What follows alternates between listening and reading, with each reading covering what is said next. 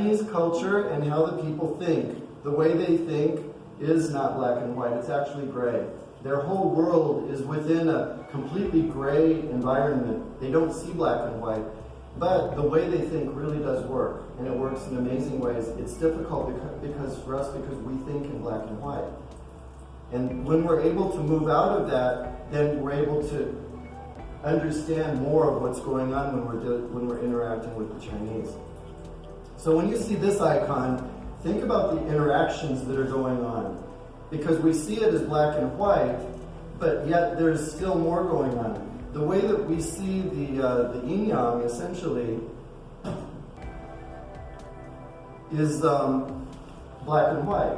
But I'll explain that a little bit in a second, a little bit more about how the yin-yang really is and what it represents. So what we have here is we have culture is very intangible, but it's also very powerful. And so that's taking into consideration with this, it's a strategy. Learning about others' culture, it's a strategy. And that's what the Chinese do.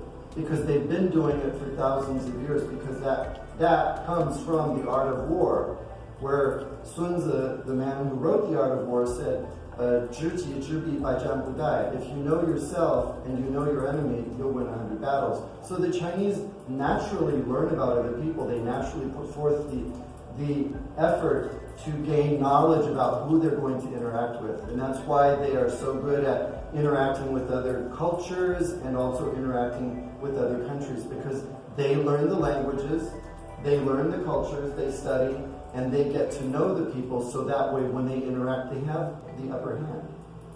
When we don't do that, we're acted upon rather than acting on.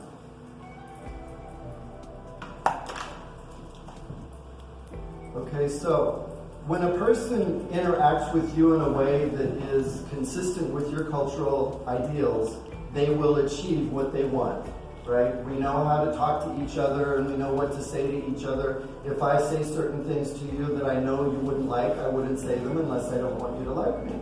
And so we know that within our own culture. Those things don't cross cultural barriers. So we need to learn how to interact with people from their perspective in order to be able to gain what it is that we're trying to achieve.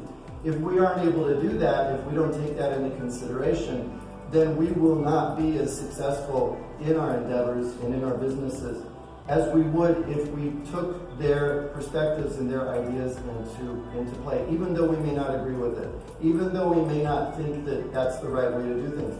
That doesn't matter, because when we're in their culture, when we're interacting with them, and when we want to achieve what we're looking to achieve, we need to put forth the effort to do it in ways that fit best within their culture, because then we connect with their culture and it makes sense to them without even thinking about it. We're able to get in a door, we're able to get through, we're able to achieve things that we otherwise would not be able to.